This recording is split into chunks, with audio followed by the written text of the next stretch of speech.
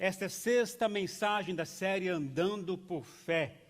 A base de nossas mensagens estão na carta aos Hebreus, capítulo 11, o verso 1, que diz: Ora, a fé é a certeza daquilo que esperamos e a prova das coisas que não vemos. Ou seja, da prova das coisas que não podemos provar. Nós já falamos, desde o começo, falamos da importância de termos a pequena fé, porque ela é o começo de tudo na vida cristã, a pequena fé que nos ajuda a compreender melhor a dimensão do reino do Senhor. E Jesus disse que a pequena fé pode fazer coisas super extraordinárias. Depois falamos da importância de crescer, obedecendo a Deus, mesmo sem entender. Depois falamos da importância de ter uma fé inspiradora. Jesus inspirou Pedro a andar pelas águas, porque ele andou pelas águas. A gente também tem que inspirar outras pessoas também a aprenderem, a crescerem na fé. Depois falamos do poder da fé comunitária. Compartilhamos da bênção que era aqueles quatro homens que olharam e viram a realidade do seu amigo que era paralítico, e souberam que Jesus estava na cidade. Então eles foram levar aquele paralítico até Jesus. E ali Jesus pôde curá-lo.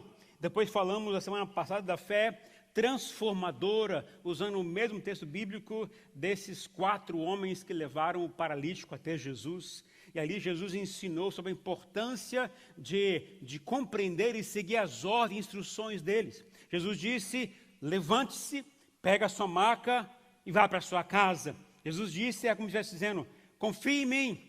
Agora testemunha a meu respeito e agora seja transformado pelo poder de Deus a partir da sua própria casa. E hoje eu quero falar um pouquinho mais para a nossa realidade, aquilo que a gente está passando. Eu tenho visto e acompanhado algumas pessoas e conversado com alguns irmãos da igreja. E eu quero dizer uma coisa a vocês, queridos. Andar por fé envolve passar por algumas ou grandes lutas a nível pessoal, a nível familiar, e por que não dizer, a nível profissional. Andar por fé vai exigir de nós alguns comportamentos que vão ter que mudar dentro de nós primeiramente, para depois ser externado às pessoas. Algumas pessoas estão passando grandes lutas a nível conjugal, a nível familiar. E talvez o Senhor quer dizer o seguinte: se você quer viver por fé, então agora você vai ter que aprender a me buscar e a confiar em mim, que eu tenho como ajustar e trabalhar no seu casamento. Alguns estão vivendo problemas sérios na vida, na família, entre pais e filhos, filhos e pais. E o Senhor quer nos ensinar o seguinte: quer viver da forma como o Senhor deseja, andar por fé, significa aprenda a confiar em mim e seguir as minhas orientações, porque quem faz isso vai ter sua família restaurada, mas tem que obedecer a minha voz, tem que obedecer a minha palavra e tem que confiar naquilo que eu falei. Andar por fé também tem um problema sério que gera na gente dúvidas no trabalho. Porque no trabalho a gente está suscetível a ter que tomar decisões que estão fora do propósito de Deus. Aí você nos ensina o seguinte: que andar por fé, então siga sempre a verdade. Faça tudo aquilo que o Senhor determina na palavra do Senhor. Seja honesto, seja verdadeiro. As pessoas vão criticar você, vão zombar você, vão ridicularizar você, mas nunca saia do foco principal, que é o Senhor Jesus que é para você. E aí você pode até perder o trabalho, você pode perder algum tipo de trabalho ou algum tipo de emprego, você pode sofrer pressões no seu trabalho, que você vai ter que entender como é que Deus faz isso com você. Se você está aprendendo a andar por fé, e quanto mais eu busco andar por fé, mais eu vou passar lutas, mais eu vou passar dificuldades, mais eu vou ter que enfrentar crises no meu casamento, mais eu vou enfrentar crises na vida familiar, mais eu vou enfrentar crises no meu trabalho, no meu dia a dia. Mas pastor, por que a gente passa por Cristo se eu estou andando por fé, se eu estou obedecendo ao Senhor? Eu vou falar sobre isso hoje. Mas eu quero começar dizendo o seguinte: eu tenho uma boa nova para você. Deus está provando você. É uma boa nova para te dar. Em meio a tudo que você está vivendo hoje, Deus está provando você. Mas qual é o propósito de Deus provar você? Te fazer crescer e te fazer andar por fé. E nós vamos falar um pouquinho sobre isso hoje, mas preste atenção no que eu vou te dizer. Deus só aprova a nossa fé se ela estiver respaldada na palavra de Deus. Dizer que você está fazendo coisas por Deus, coisas pela fé, mas se você não tem comunhão com o Senhor, isso não é fé, isso é loucura. Isso é viver fora do propósito do Senhor.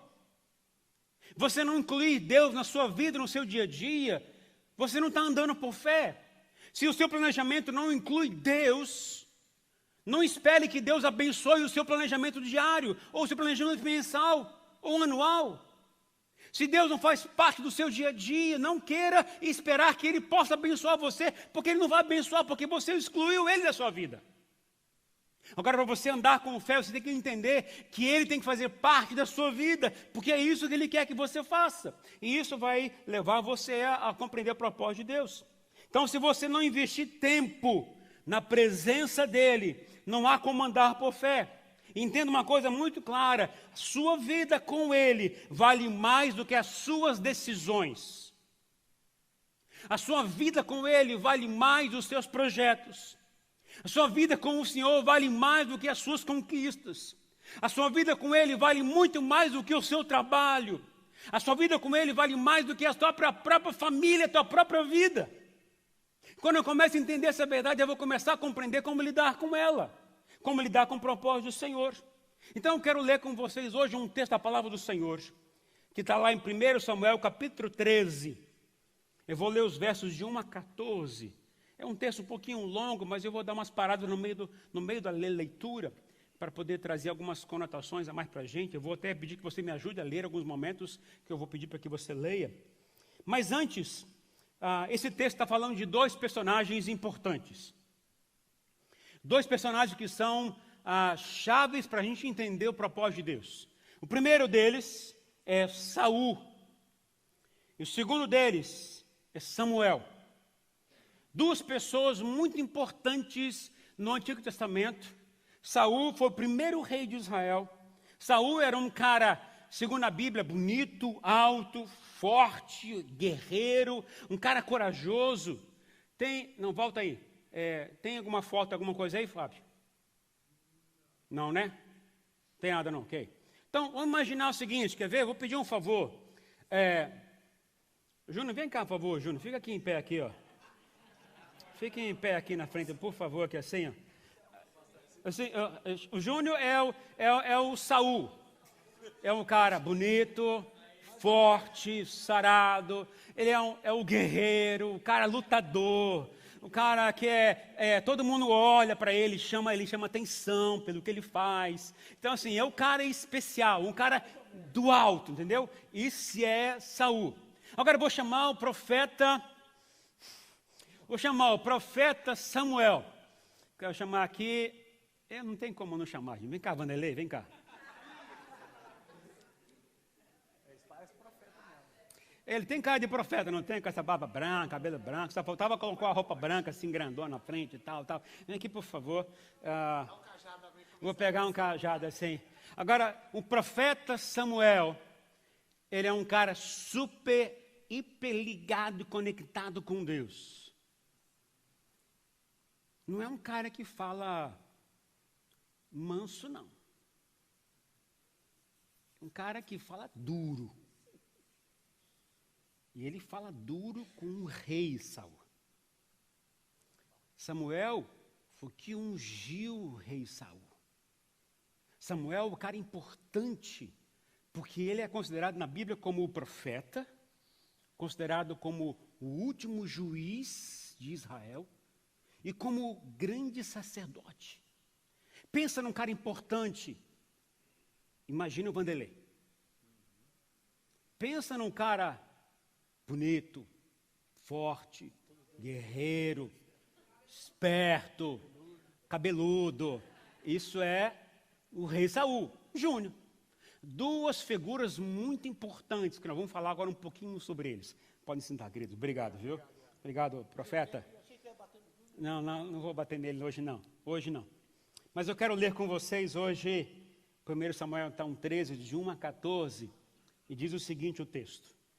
Saul, ele tinha 30 anos de idade, quando começou a reinar. E reinou sobre Israel 42 anos. Saul, ele escolheu 3.000 homens de Israel 2.000 ficaram com ele em Micmas e nos montes de Betel. E 1.000 ficaram com Jonatas em Gibeá de Benjamim. O restante dos homens ele mandou de volta para suas tendas. Jonatas, que era filho do rei Saul, atacou os destacamentos dos filisteus em Gibeá, e os filisteus foram informados disso. E então Saul Júnior mandou tocar a trombeta por todo o país, dizendo que os hebreus fiquem sabendo disso.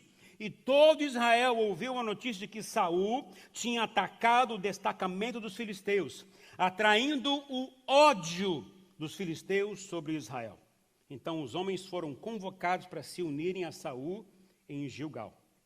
Os filisteus reuniram-se para lutar contra Israel com 3.000 carros de guerra, 6.000 condutores de carros e tantos soldados quanto a areia da praia. Eles foram a Micmas, a leste de Bet-Aven, e lá acamparam. Quando os soldados de Israel viram que a situação era difícil, o que eles viram? Viram o quê? Vou voltar lá. Eles viram que a situação era... Viram que a situação era... Tem alguém passando dificuldade aqui ou não? Passou dificuldade no seu dia a dia, na semana? Passou situação difícil na vida? A nível pessoal, a nível familiar, a nível conjugal, a nível profissional? Situação difícil? E que o seu exército estava agora sendo muito pressionado. Sendo muito pressionado. Esconderam-se em cavernas e buracos. Então, as rochas e os poços e cisternas. Alguns hebreus até atravessaram o Jordão para chegar à terra de Gade e de Gileade. Saul ficou em Gilgal e os soldados que estavam com ele tremiam de medo. Medo, lembra que eu falei para vocês? Medo é o oposto de quê? Fé. Ele esperou então 7 dias, que era o prazo estabelecido por Samuel. Mas este não chegou a Gilgal e os soldados de Saul começaram a se dispersar. E ele ordenou: traga o meu holocausto e os sacrifícios de comunhão. Saul então ofereceu o holocausto. Quando terminou de oferecê-lo, Samuel chegou e Saul foi saudá-lo. Perguntou-lhe Samuel: o que você fez? E Saul respondeu: quando vi que os soldados estavam se dispersando e que não tinham chegado no prazo estabelecido e que os filisteus estavam reunidos em Micmas, eu pensei, agora os filisteus me atacarão em Gilgal e eu não busquei o Senhor, por isso senti-me obrigado a oferecer holocausto. O que você tem feito antes de Deus se revelar a você? Que atitude você tem tomado, tem sentido em fazer por obrigação, antes de Deus revelar a você? O que você tem feito, antes de Deus falar a você o que deve ser feito? O que normalmente você tem feito no seu dia a dia, na sua casa, na sua família, no seu trabalho, nos relacionamentos, antes que Deus fale com você? Verso 13 diz: então disse Samuel: você agiu como tolo, desobedecendo ao mandamento que o Senhor, o seu Deus, deu a você. Se tivesse obedecido, Ele teria estabelecido para sempre o seu reinado sobre Israel. Mas agora o seu reinado não permanecerá. O Senhor procurou um homem segundo o seu coração e o designou líder do seu povo, pois você não obedeceu ao mandamento do Senhor. O tema da mensagem de hoje é fé precipitada. Fé precipitada. Fé precipitada é fazer o que é certo, mas na hora errada. Fé precipitada é querer os primeiros resultados sem passar pelos processos determinados por Deus. A palavra precipitado significa que se comporta de maneira impulsiva, que age sem reflexão, que demonstra imprudência, é apressado nas suas atitudes. Por exemplo, quando os corredores que vão trilhar uma corrida de 100 metros num estádio, numa Olimpíada, eles se preparam, fazem de tudo, mas eles estão aguardando o tiro para largar e correr. Se alguém larga antes, o que acontece com essa pessoa? Ela é desqualificada, perde a chance de poder correr, porque não aguardou o tiro, saiu na hora errada, saiu de forma antecipada, antes. Eu quero dizer uma coisa muito clara a vocês, queridos. Para andar por fé é necessário, mais do que crer, é necessário também discernir um momento para agir. Necessário também discernir o tempo para se mover. Porque a precipitação ela é consequência de agir sem a revelação de Deus, sem a palavra de Deus. No texto que nós lemos, nós vamos compartilhar algumas lições que a gente aprende aqui. Eu vou citar esse texto, também vou citar outros textos que são importantes para compreender o contexto em si. Primeira coisa que eu quero dizer a vocês, queridos, do texto que a gente leu, guarda bem isso. Fé precipitada, ela pode custar sua vida e suas próximas gerações. Agir de forma precipitada pode custar caro para você, para sua família, para as próximas gerações. Olha o que fala o versículo 13 e 14. Se tivesse obedecido, ele teria estabelecido para sempre o seu reinado sobre Israel, mas agora o seu reinado não permanecerá. O que aconteceu com Saul? O texto fala, queridos, presta atenção no que o texto diz. O texto diz que Samuel deu uma ordem para o rei Saul: aguarde até o 7º dia, e quando eu chegar, nós vamos fazer um sacrifício juntos, e o Senhor dará a você a vitória sobre todas as guerras. E o que o rei Saul fez? Chegou no 7º dia, que não viu Samuel chegar. Ele começou a ver os seus soldados se dispersarem. Então ele tomou a iniciativa. Ele foi e fez sacrifícios ao Senhor. Caso ele perceba que Samuel não vai chegar, ele antecipou-se e foi fazer isso achando que Deus ia se agradar dessa atitude. Mas porque ele fez isso de forma precipitada, não aguardou o profeta, não aguardou o representante de Deus, que era o profeta Samuel. O que aconteceu com ele? Deus disse: então agora acabou na sua vida. O seu reinado não permanecerá, vai acabar. E eu vou dizer o que é pior de tudo isso, porque ele não pôde esperar. Não somente ele perdeu o trono em pouco tempo depois, mas a descendência do reinado em Israel não foi ninguém da sua família. Tudo que ele construiu durante 40 anos se acabou nele.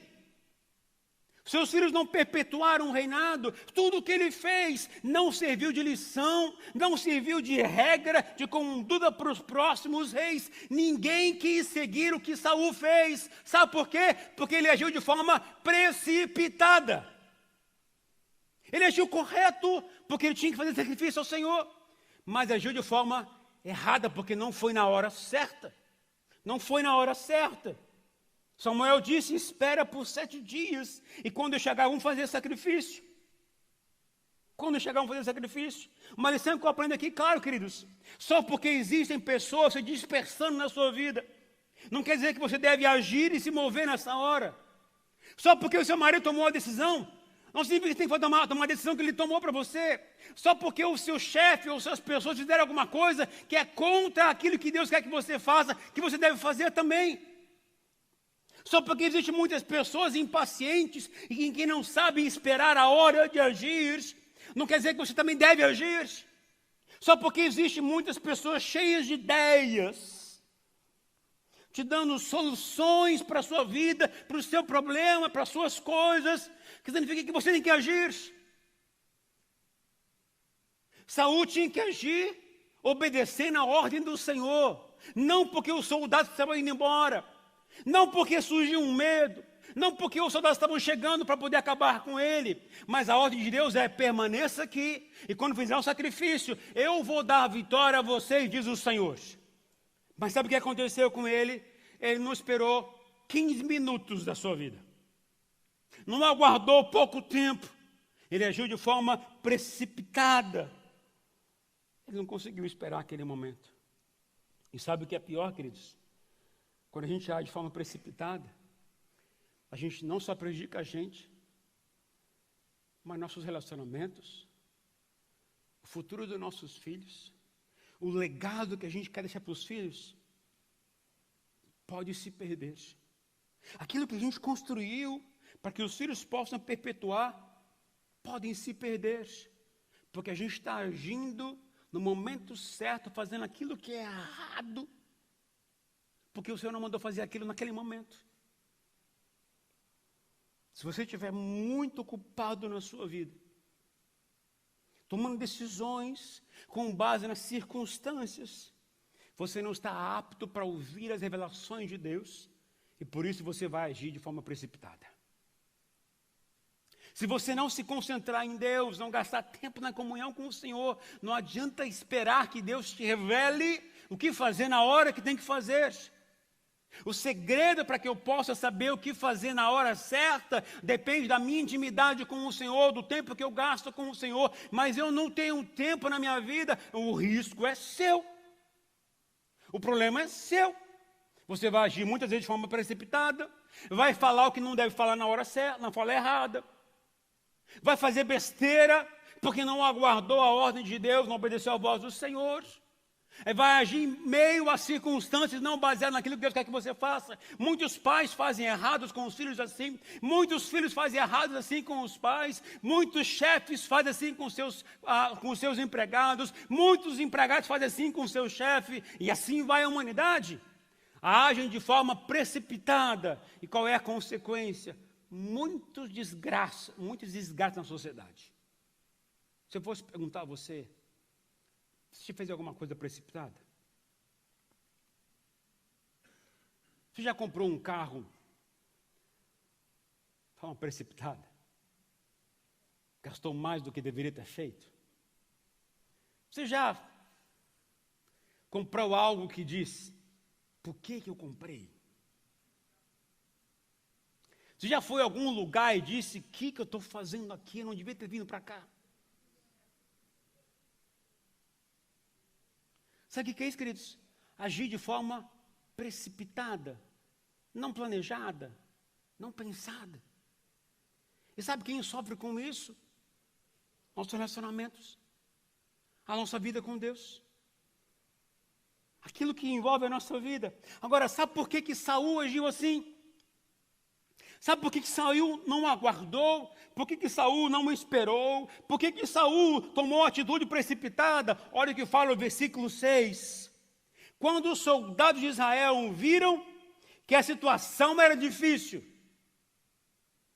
Quantos já tiveram um momento onde viu assim, a situação está impossível de ser resolvida? Não tem mais o que fazer. Está todo mundo perdido. E que o exército estava sendo muito pressionado. Pressionado por quem? Por seus inimigos. Esconderam-se em cavernas e buracos entre as rochas e os poços e cisternas. Sabe o que a gente aprende aqui, queridos? Que o inimigo irá pressionar você quando estiver em situação difícil. Essa semana estava conversando com um colega pastor, um amigo, muito próximo. Ele passou uma luta muito grande no trabalho esses dias. Recebeu uma carta de uma empresa a qual ele estava prestando serviço. E a empresa agiu de uma forma meio que estranha com ele, desaprovando algumas coisas que ele poderia fazer, nem estava fazendo, mas que tinha intenção de fazer. Mas aquilo abalou tanto, destabilizou suas emoções, que ele começou a pensar, sabe, o que eu estou fazendo? que esse povo está fazendo comigo? Eu nunca fiz nada de errado, eu sempre fui certo. Por que agora vem uma pressão igual essa, uma carta igual essa para acabar comigo? E ele começou a falar comigo, começou a chorar no telefone. Eu já tinha preparado essa mensagem. E falei, escuta, como é que você lida com a pressão? Quando vem alguma coisa e pressiona você, o que significa isso? No texto que a gente leu, sabe o que pressiona a gente? É o inimigo. Por que o inimigo pressiona a gente? Porque a situação está difícil. Quando a situação está difícil na minha vida pessoal, na minha vida conjugal, na minha vida familiar, na minha vida no trabalho, quando a situação não está boa, o que o diabo faz? Ele vem e pressiona a gente. E quando o diabo vem e pressiona, qual é o interesse dele? Tirar você do foco de Deus, levar você a agir de forma precipitada. Lembra o que eu falei? Agir de forma precipitada pode custar a sua vida e seu legado. A intenção do diabo é usar a pressão para destruir você e tirar você do foco. Quando a gente sofre uma pressão de alguma forma, por umas circunstâncias, como é que a gente tem que agir? Pensa agora um pouquinho no seu casamento. Se o seu casamento está numa situação difícil, não importa que agora qual é a situação difícil. Nessa situação difícil, o diabo chegou para atacar você. E aí, qual vai ser a forma do diabo pressionar você? Vai pressionar para fazer o quê? Vai jogar ideias na sua cabeça de que maneira? Não sirvo para ficar com ela. Ou não sirvo para ficar com ele. Aí começam os pensamentos. Divórcio. Começa o pensamento. Eu vou me satisfazer de outra forma. Começa o pensamento. Eu vou ter que fazer uma outra coisa porque eu não posso ficar com essa pessoa, porque não dá mais. Eu quero ser feliz. Eu quero viver melhor. Qual é a intenção do diabo? Tirar você do foco do Senhor. Sabe o que significa? É a pressão que vem do diabo sobre a sua cabeça. Quando eu não estou bem na minha vida, a pressão vem, o que acontece comigo? Vai me fazer olhar para trás e viver. O que eu vivia lá atrás era melhor, então eu vou voltar para a droga, eu vou voltar para os vícios, eu vou voltar para a minha vida perdida, eu vou praticar aquilo que é errado. Por quê? Porque a pressão chegou na minha cabeça. E quando chega, a intenção do diabo é me tirar do foco e me levar a fazer aquilo que Deus não quer que eu faça.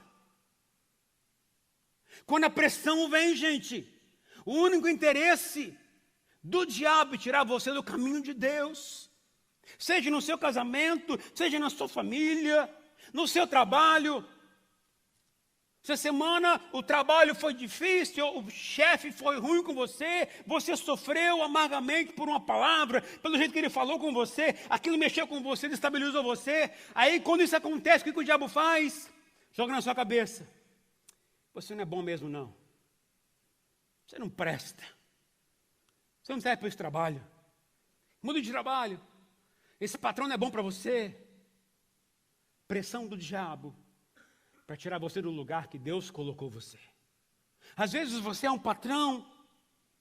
E aí vem um cara que é que contratou você e faz críticas ao seu trabalho com a intenção agora da situação difícil, de destabilizar a sua emoção com a sua vida. E o que acontece com você? Você vai começar a fazer coisas que você não estava fazendo. Você vai começar a agir de forma equivocada, porque houve uma pressão do diabo na sua cabeça.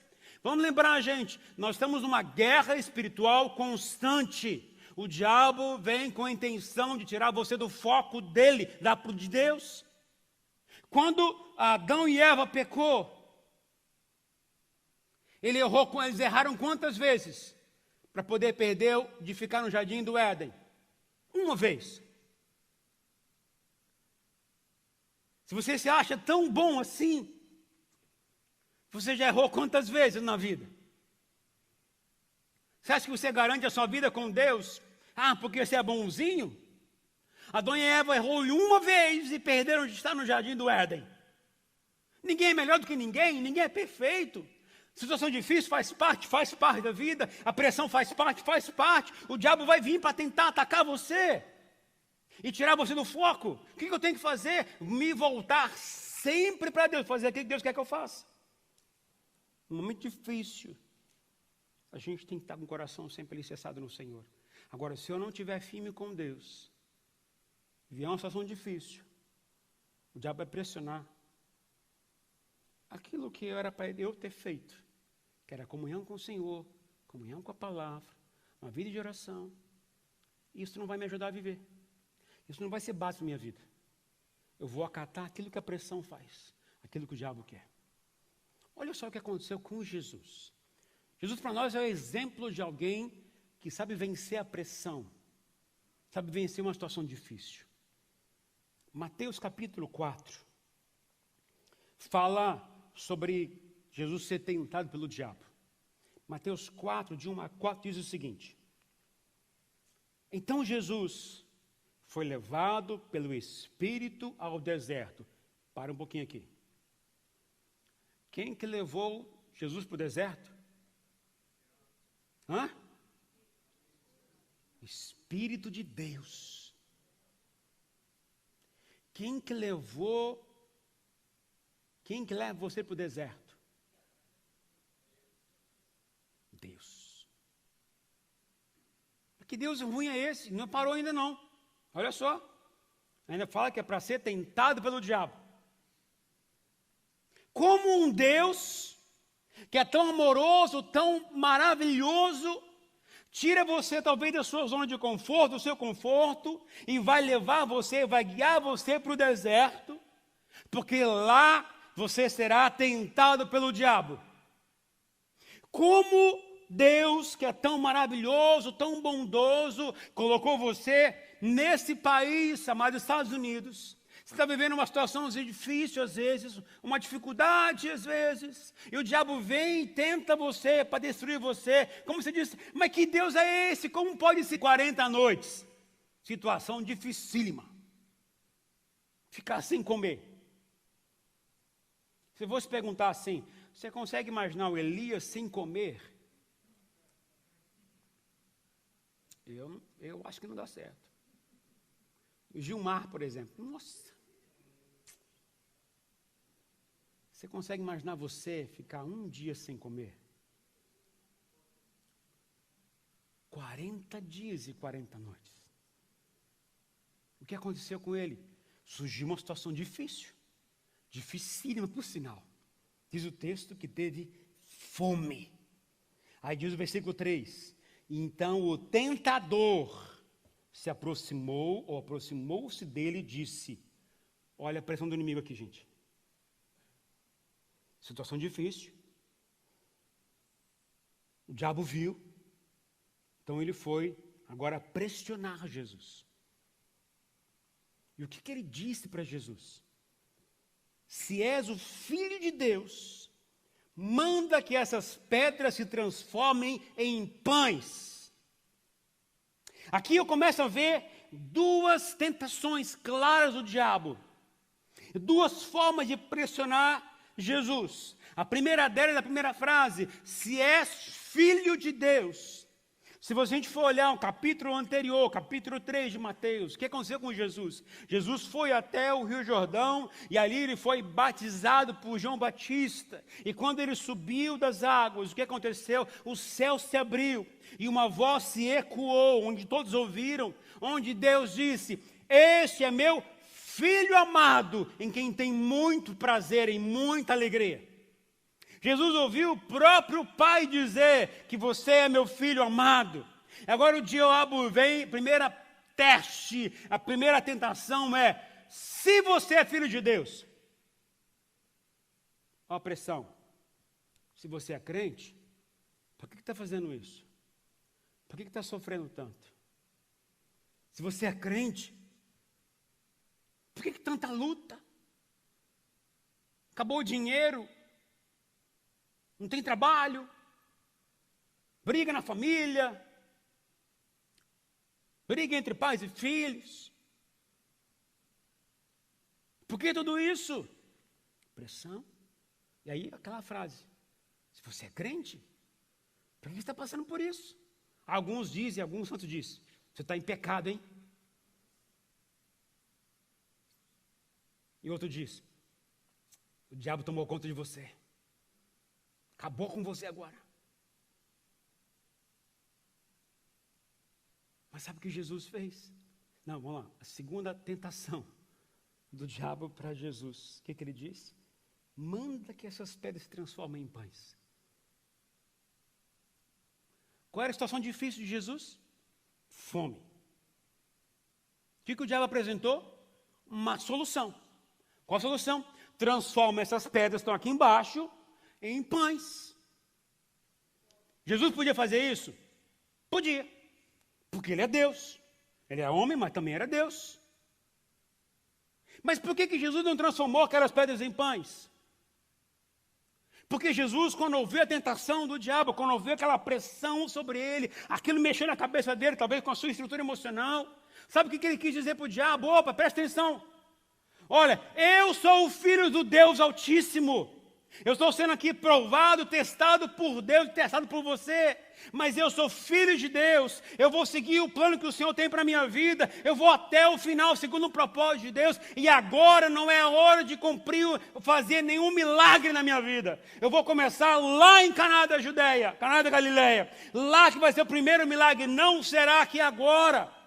Não é a hora de realizar milagre, agora é a hora de passar pela prova, agora é a hora de vencer a tentação, não é a hora de fazer milagre, não é a hora de esperar milagre, é a hora de passar pela prova. Agora é a hora de vencer o teste. Jesus falou, eu sou filho de Deus, eu sou do Senhor. Ele me levou a esse lugar para poder vencer. E Jesus diz claramente para ele, está escrito. Está escrito. Como é que a gente vence a pressão? Usando a palavra.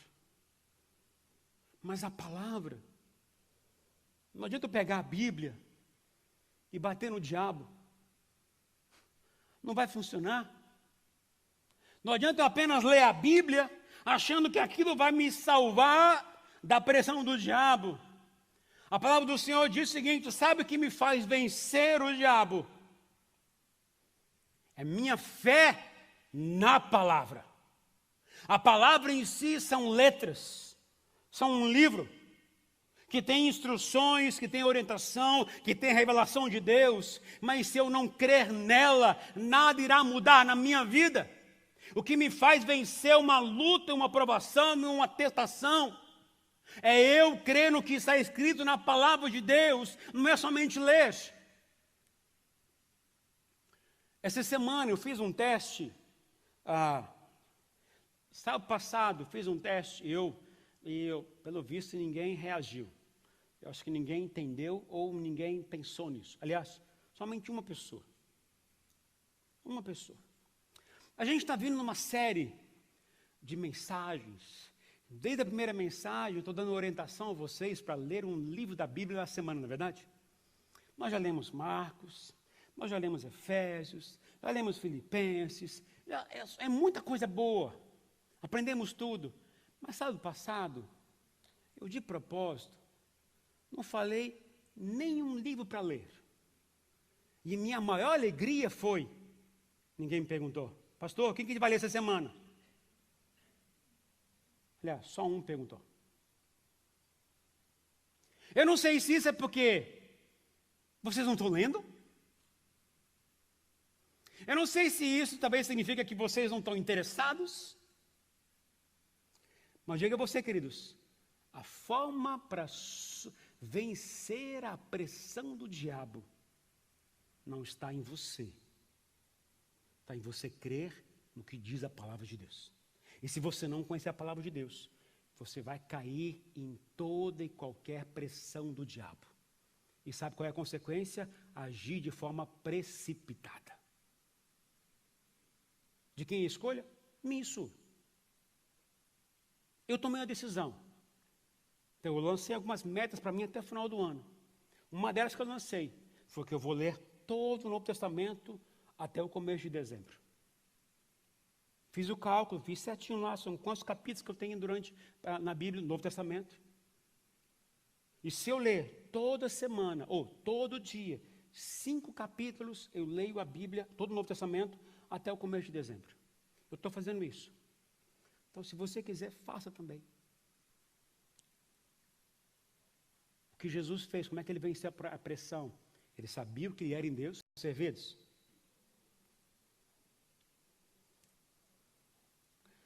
Quando a gente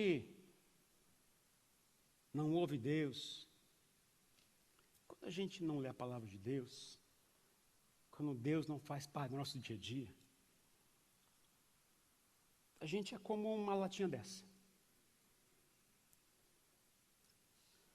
E quando vem a pressão, uma situação difícil, vem a pressão, aquilo começa a mexer com você. Quando eu assisti filme no Brasil, muitos anos atrás, americano, a Coca, ou qualquer lata no Brasil, era dura antigamente, né? E eu falava assim, os caras vinham, amassava tão rápido, como é que ele consegue? E hoje eu vejo que é tão fácil. É diferente a lata. Mas sabe, quando a gente não tem nada com Deus, a pressão vem, o diabo vem.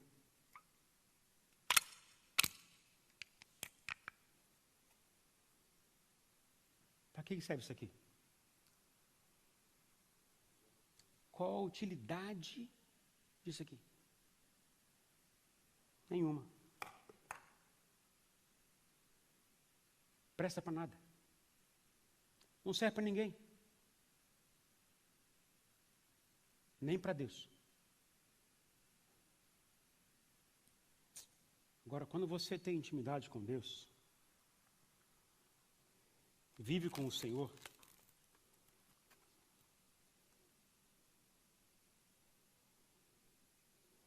alguém quer?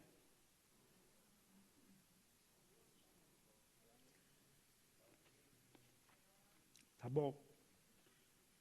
Delícia. Docinho.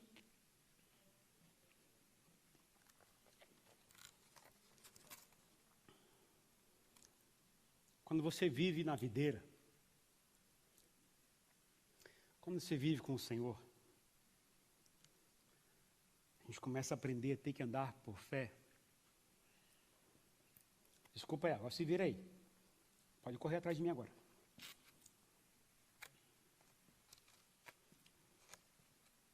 Vem a situação difícil, aí vem a pressão.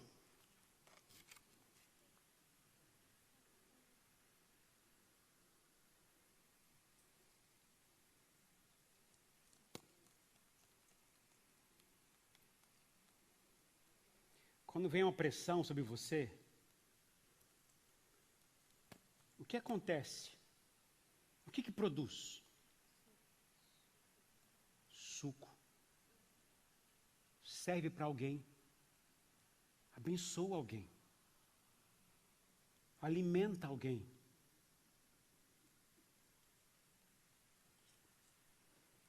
Sacia a sede e a fome de alguém. Quando você é pressionado e você está ligado com o Senhor, pode vir pressão, pode deixar você até feinho, mas a pressão tem serventia.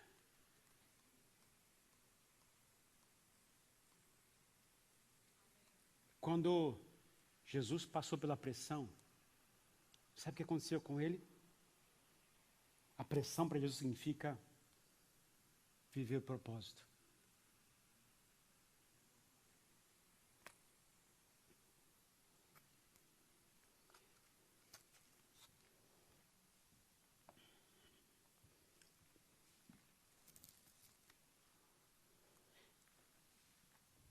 Quando a pressão chegou para Saul,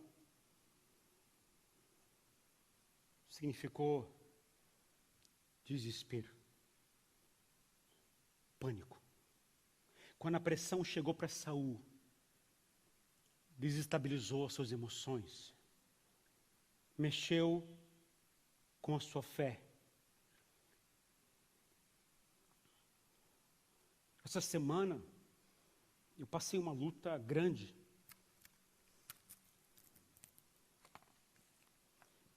Na quinta-feira. Não queria falar com ninguém.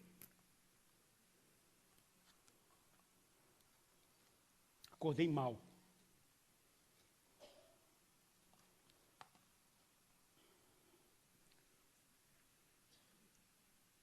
Eu comecei a trazer à memória algumas coisas que eu vivi no pastorado, algumas coisas que eu estou passando na vida pessoal, algumas dificuldades que eu estou passando, sabe, olhando para a minha realidade. E aquilo começou a me deixar mal, sabe? Eu comecei a pensar assim, Deus, para que eu sirvo? Veio coisa na minha cabeça que eu nunca tinha pensado. Eu estava me achando sem capacidade, sem qualidade alguma para ser pastor. Eu falei, Senhor, eu estou orando aqui ao Senhor há tanto tempo, desde a campanha que a gente está falando, pregando sobre andar por fé, mas eu estou orando, buscando, e o Senhor parece não estar me ouvindo. Tudo que eu estava fazendo naquele dia, parecia que eu estava vivendo uma luta assim, Senhor, eu não quero voltar para a caverna como Elias foi. Senhor, eu não quero passar por essa luta de novo, como eu passei muito tempo atrás. Que dor, que sofrimento, o Senhor não está me ouvindo. Fala alguma coisa comigo, me dá um sinal, sabe? E aí as coisas vinham, aí me ligavam e me contavam um problema. Eu falei, Deus, eu não quero ouvir problema de ninguém hoje. Porque eu não estou resolvendo os meus problemas. Os irmãos podem me ligar, não tem problema não, tá, gente? É que quinta-feira a coisa não estava boa. E sabe o que aconteceu, queridos? Porque eu não acordei muito bem. O diabo começou a jogar frases, pensamentos na minha cabeça. A pressão veio. E em vez de eu me voltar para Deus, voltar para a palavra, voltar para a comunhão, com a adoração, sabe o que eu estava fazendo? Aceitando as palavras do diabo. Aceitando as frases dele, aceitando aquilo que estava me intimidando.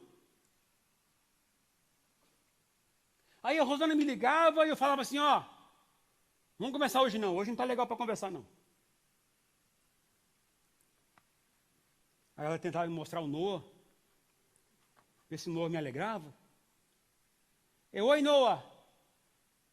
O Noah olhava para mim e ria, e eu, hoje eu não quero rir não. Hoje eu não estou afim de rir para ninguém. Ela vinha, mostrava um Noah para mim, e eu lá, ela tentava me alegrar, porque ela viu que estava ruim o negócio, né? E não estava dando certo, não. Aquele dia, sabe, eu ouvi o diabo. Aquele dia o diabo me infernizou mesmo. E chegou a noite. Aí eu tive que dar um basta, sabe? Porque foi o dia que eu gosto de andar, de orar e de ler a palavra de Deus. Então, aquele dia eu estava andando e falava assim para Deus, Deus,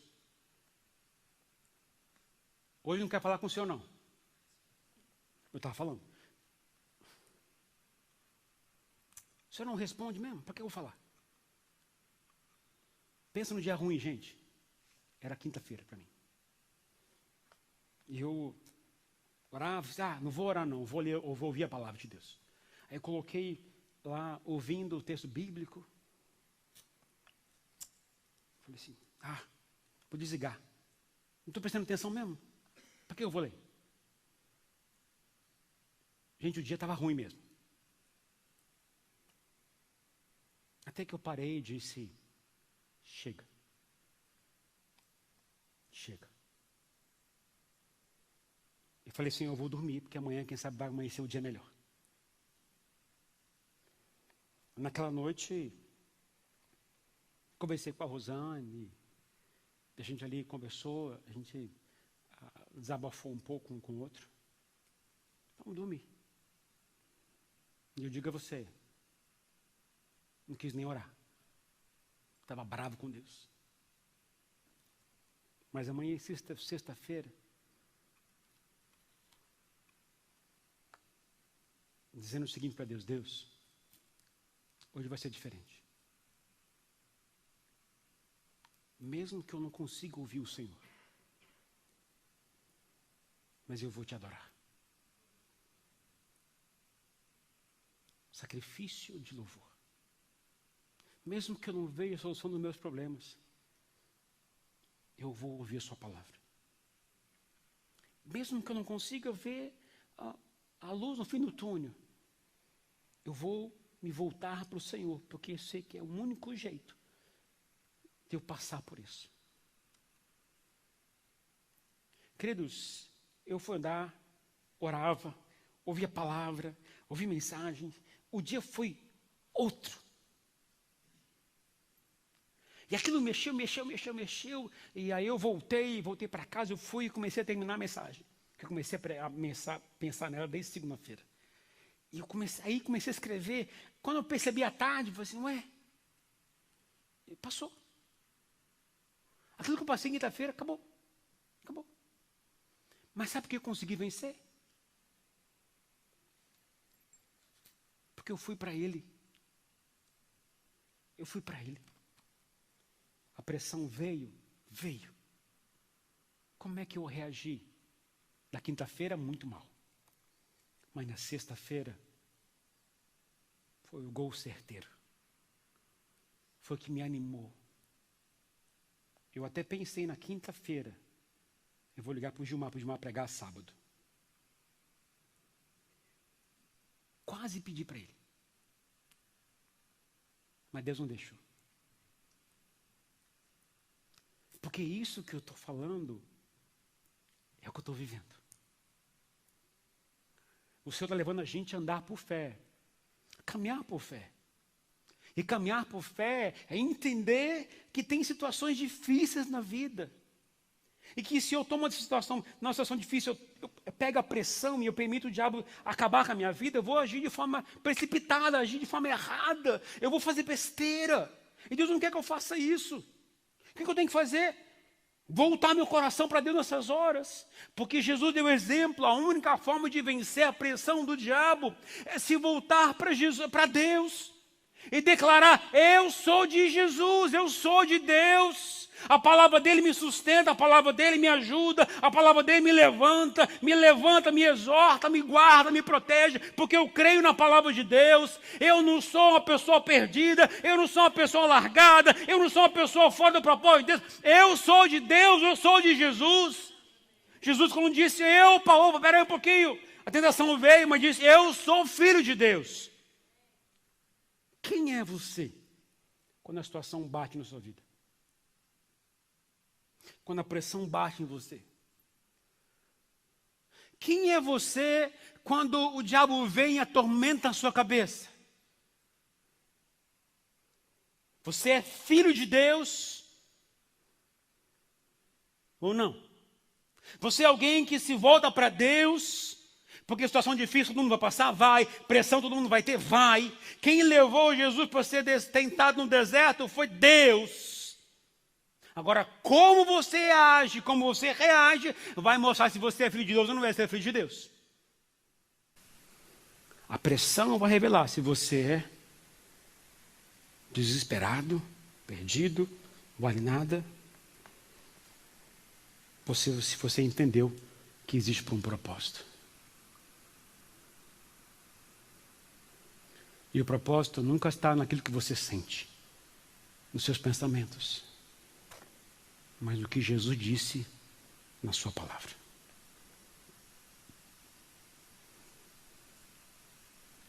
Quero orar por você agora.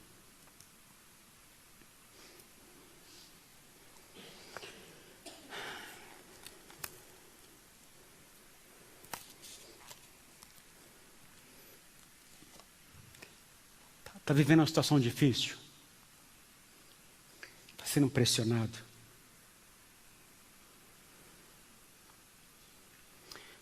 Se você não sabe como agir ou reagir, só existe um caminho. É se voltar para Ele. Porque Ele é a sua salvação. Jesus é a sua esperança. Ele é seu guia. Mesmo que você vá para o deserto. Mas Ele é seu guia. Então se está difícil. A pressão está grande. O altar está aqui para você. Jesus está neste lugar. Se você quer oração, vem na frente. Vença o que está passando nesta hora, na presença de Deus. O melhor lugar que você pode estar é na presença de Deus. Está difícil? Vem ao altar. A pressão está grande? Vem ao altar. Não está conseguindo vencer? Vem ao altar. Esse é o lugar para você. Eu quero orar por você. Vem na frente. E eu sei que tem muitos casais em lutas. Situação difícil. Eu quero desafiar você a sair do seu lugar, casal. Vem na frente. Jesus tem uma palavra para você. Vem no altar. Esse é o momento para você. Quer oração? Vem aqui, eu estou aqui para orar por você.